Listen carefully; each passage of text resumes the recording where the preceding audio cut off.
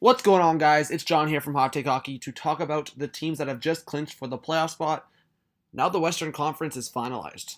Those teams, yeah, spots can be still switched up as I make this video, but the Pittsburgh Penguins, the Carolina Hurricanes, and the Colorado Avalanche are now clinched for the Stanley Cup playoffs. Huge news. The Pittsburgh Penguins with a 4-1 victory over the Red Wings, and the Hurricanes with a 3-1 victory over the Devils, and the Avalanche with a 3-2 overtime victory over the Winnipeg Jets.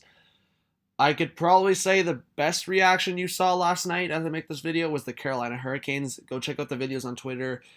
Fan reactions crazy.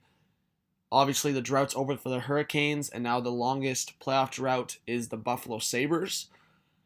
So for the Pittsburgh Penguins to start things off, 13 straight seasons going into the playoffs. That's the longest streak in the NHL, the longest active streak.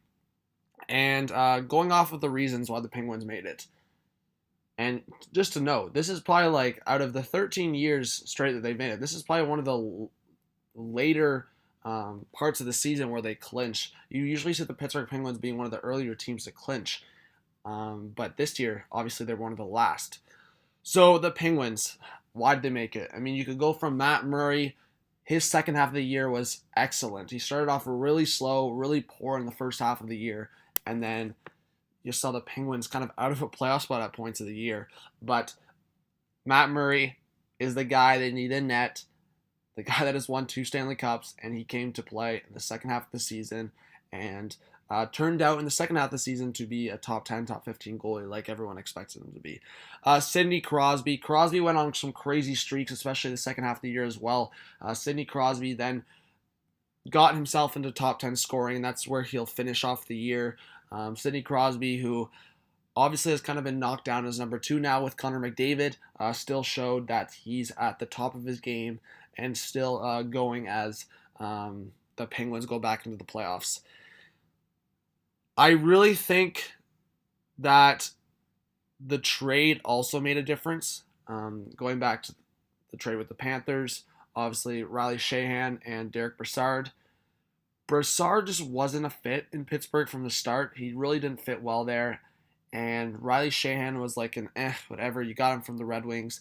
He was just kind of a fill-in the third or fourth line. He actually played well at some points with Phil Kessel, but overall, the additions of Jared McCann and Nick Bjugstad made worlds of a difference. Bjugstad's size, along with Jared McCann's quickness, they can both slot in on the penalty kill. I mean, power play, second unit if need be, but ultimately, these guys fit really well in the middle of the lineup, and the additions were, huge. You could talk to any Pittsburgh fan. Those additions were huge to transitioning back into the playoffs because they were struggling. And I think Jake Gensel, the fact that he is getting hot and hot towards the playoffs, he's Mr. Playoff, Jake Gensel. So I think the fact that he's, 42 points in 39 career playoff games, something crazy like that. So I think he's definitely ready for the playoffs. And I think that's obviously a huge stepping stone for them. And I think at some points people were worried that Sullivan really didn't have his hold on this team and really didn't have the team together. But I think that definitely has changed, especially in the last 2 months. And they have struggled. They have taken some rough losses. In the two, it wasn't back to back, but in the fact that they lost one of the games to the Red Wings, obviously was a little disappointing. But you know what? They're going to the playoffs, and I think that's all that matters for them. In a division spot or wild card, it doesn't really matter for them as long as they're in the playoffs. And Sidney Crosby and Malkin and Gensel and the crew.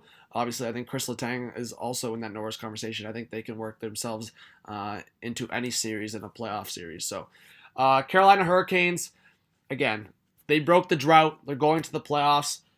Fans are going nuts. I think that's attributed to obviously guys like Sebastian Aho. Svechnikov obviously was a great rookie this year. I think the trade worked out for both sides in terms of the Hurricanes and Flames. Hamilton was great for the Hurricanes this year. Furland, an own rental, he's been great for the Hurricanes. And Peter Mrazek came in as kind of a stowaway.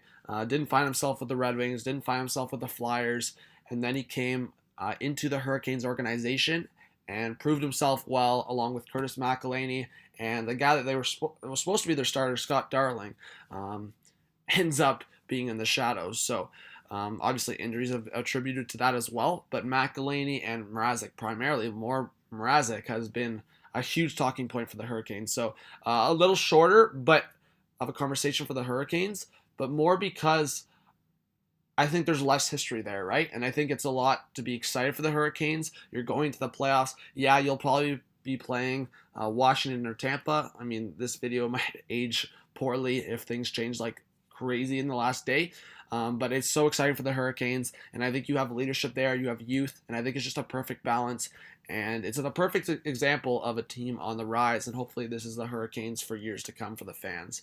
And then finally, the Colorado Avalanche. I think out of the three teams, I would probably expect the least from the Avalanche. I know some people are thinking they could surprise people in the playoffs.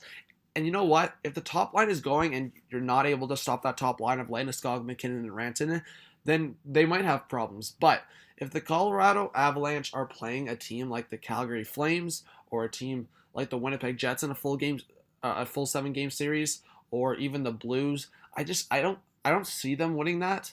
I don't think they're solid enough on the back end. After that top line, I mean, you got Kerfoot, you got Soderberg, you got a couple other guys there. I mean, Tyson Jost, but you really don't have the depth, and I just don't trust that Avalanche team up and down the lineup. So I think they might challenge for a longer series this year, but I think maybe first round is kind of their expiry date. So, but that's it for the video, guys. Just a quick one to break down the clinching teams: the Penguins, Hurricanes, and Avalanche. All right, guys, this was a good video. Subscribe to the channel, hit a thumbs up. Let's see more playoff content. This is John from Hot Take Hockey. Have a good one. Peace out.